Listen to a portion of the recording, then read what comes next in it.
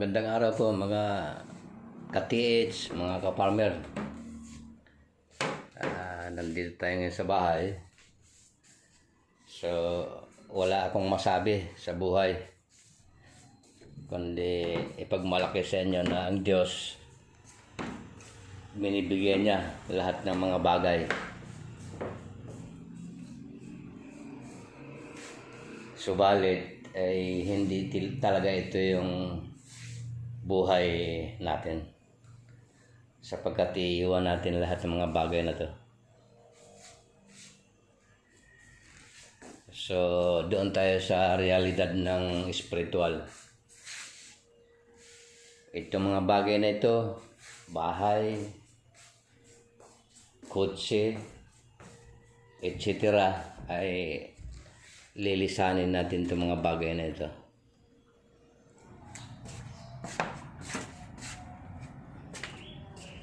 Nung sumapit tayo dito sa daigdig, wala tayong kadala-dala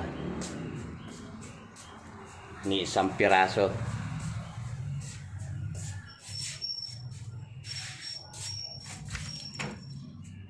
So likas na sa ating mga tao yung nangangarap. Nangangarap tayo ng mga bagay-bagay, at yan ay binibigay yan ng Diyos sa atin. Nga lang, mayroong pasubali na ito'y panandalian lang at wala tayong madadala sa mga ito. Isa sa mga ito, wala tayong madadala.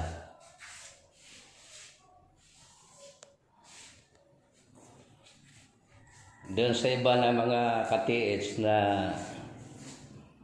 masyadong mga toxic, ay yun, hindi ko na pinapansin.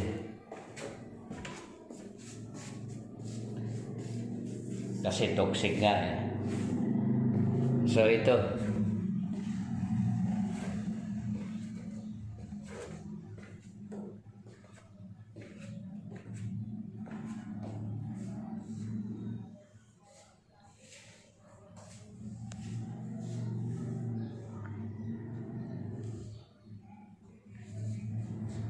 darating yung araw, itong mga bagay na ito, bahay, lahat, kotse, ano man yung karangyaan mo ngayon sa buhay, may iwan lahat yan.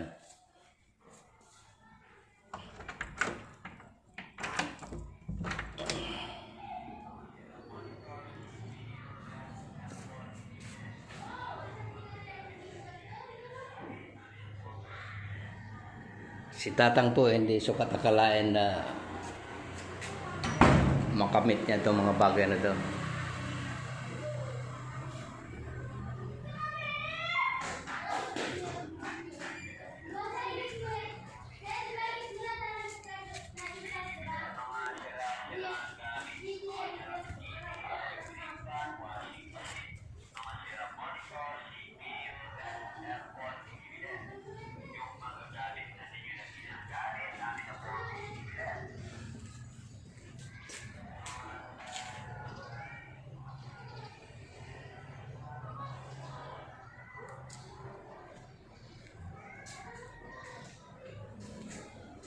So lahat ng mga bagay ay hiram lang natin itong mga ito. Wala tayong madadala ni isang katiting dito, isang piraso. As in wala. Back to zero po tayo pag alis natin dito sa mundong ito. Wala tayong may pagmalaki. Kaya wala sa yaman yung ika nga hindi natin pwede ipagmalaki yung kayamanan, alinmang mga bagay, sapagkat itong mga ito ay panandalian lang.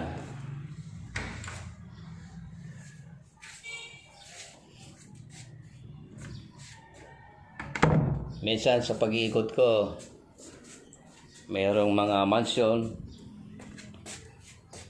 na mga wala ng tao, kundi multo na lang yung nandun. Tinitirhanan ng mga bad spirit. Naiwan na nila yung mga kanilang kayamanan. So ginawa ko tong content na ito para hindi kayo pagyabangan o ano pa mang sasabihin ko. So as in, wala tayong madadala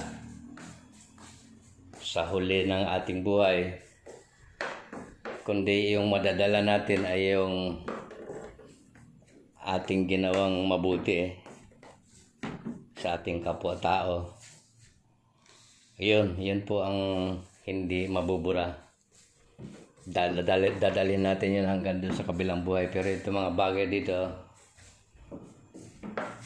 so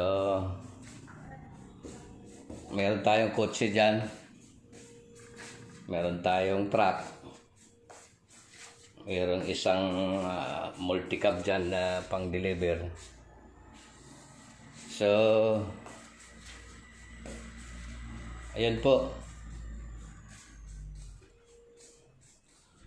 At yung YouTube channel ni Tatang, plano doon ang kita po doon pangdagdag natin, tulong sa mga mas nangangailangan. Nga lang, hindi ko nakakailangan po na yun, lantaran na ipapakita pa. Ay hindi talaga ako pwede sa ganun. Pinaparating ko lang sa inyo na ganun yung gagawin natin.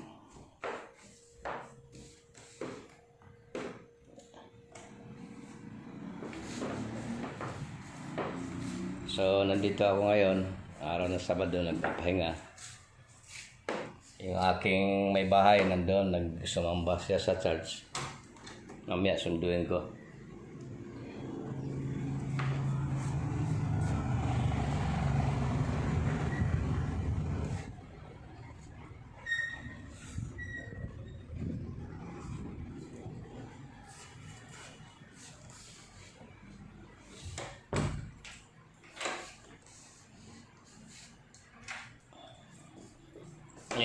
Minsan merong isang subscriber, viewers, na nag-request, ikwento ko daw yung buhay ko. Siguro paglaanan ko ng panahon yon. Kasi bago ako dumating dito sa mga bagay na ito, ay isa din akong mahirap sa buhay. So tulad ng sinasabi ko,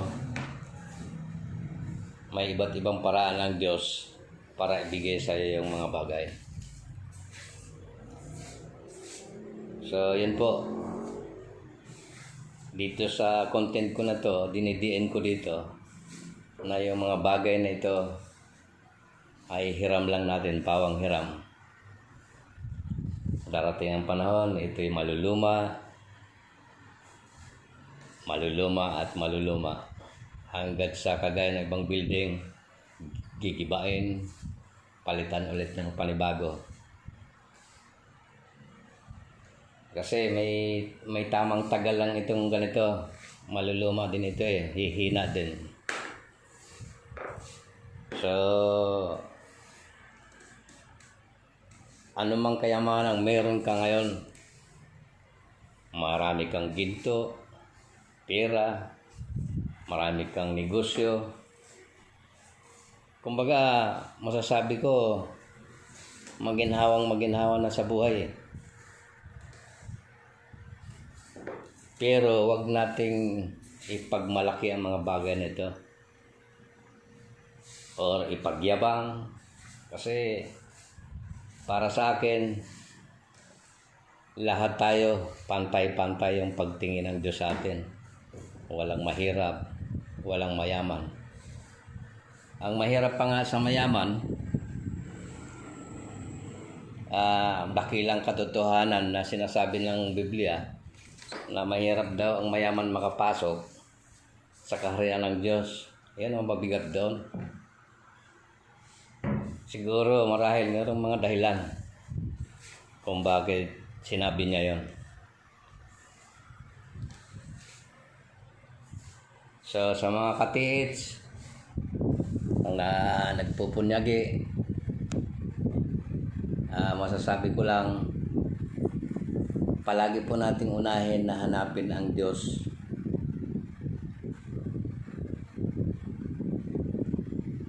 Pagka nagawa na natin yun, tuloy mo lang yung ginagawa mo, at one day ibibigay ng Diyos yun sa'yo. Kasi hindi marunong sumira ang Diyos sa kanyang pangako. Sabi niya, unan niyo muna akong hanapin yung aking kaharian, aking katwiran, at idaragdag ko sa inyo ang mga bagay. Yun po yun. So doon ako, yun ang pinanghawakan ko. At yun nga, minsan gagawa ako ng yung tungkol sa buhay ko. Simulan natin sa pinakapayak nung ako'y nasa Manila pa lang, hanggang sa marami, mahabang kwento. So tungkol sa treasure, ay hindi ko na po sasabihin yun kung ano man yun. Kung may nakuha ba o ano, ay makita na lang. Kasi ang Diyos nga nagbibigay yan sa iba't ibang pamamaraan. So ganun lang kasimple. At pagka nagkaroon ka na yun, binigay na sa'yo, magpasalamat ka roon. At huwag mong ariin na ikaw makapangyarihan na at maghari-harian ka na, magyabang-yabang ka na. Masama yun.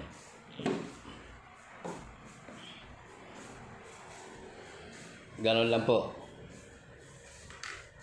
So yung iba kasi, lalo na dyan sa YouTube, hindi ko naman sila sinisisi na gawin nila yun. Uri ng hanap buhay nila yun nga lang yung iba talagang pati yung mga bago, yung mga na-encourage tuloy maghukay-hukay dahil kamada ang ginto doon sa mga ginagawa nilang yung ina-upload nila, yung mga pamagat nila, puro kamakamada ang ginto hindi naman dapat. Ako, lagi akong nagpapayo na kung meron tayong mga lupain, magtanim. O gawin lang natin secondary yung treasure hunting. Either meron din namang mga seniority dyan, meron din nakakuha dyan, pero marami sa kanila ay napahamak. Bakit ka mo napahamak? Dahil kung ano-ano lang yung ginawa. Sugal dito, sugal doon, babae dito, babae doon. Ginamit sa walang katuturan yung pera hanggat sa umuwi din sa wala. So ganun yung nais ko. At abangan nyo kasi marami akong mga i-explore pa ng mga lugar. At sasabihin ko sa inyo ang katotohanan na iyang mga bagay na yan, legendary na lang yan. At planado ng mga Hapon yan. Tayo nilalansi tayo ng mga yan.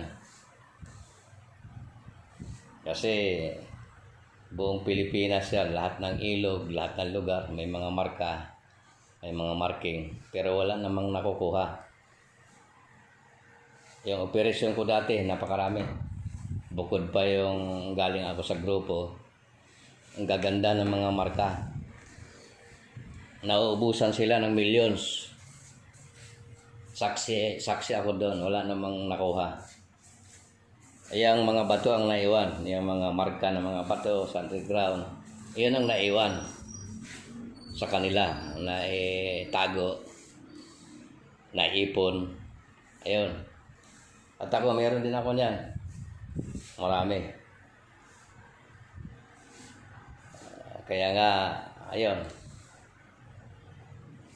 Nga lang, magkakaiba tayo kasi ako hindi ko binubuhusan ng 100% yan. Mas priority sa akin yung pagsisikap sa lupa. Nagdidevelop ako ng lupa. Tapos, yun, binibinta. Pag na-develop, bibinta mo, mataas na ang presyo nun. Ganon. Pero sa treasure hunting, sa mga operasyon ko, hindi ko na lang sasabihin. Kasi confidential yun. Titingnan na lang. Kasi yung iba dyan, nung nag-content nga ako, sabi ng isa, ay makukuha ko daw yung muta raw makukuha ko. Ay, naku po. I am very judgmental person. So, yun lang po, mga katiits, mga kaparmer, or mga kaparmer na, hindi na lang natin yung farmer kasi farmer naman talaga si Tatang. Maraming salamat po sa atin at magandang araw ng Sabado. God bless sa ating lahat. Nawa po pagpalain po kung ano man ang inyong ginagawa. Huwag po tayong gumawa ng kasamaan. Ayun lang po, maraming salamat sa atin at God bless po ulit.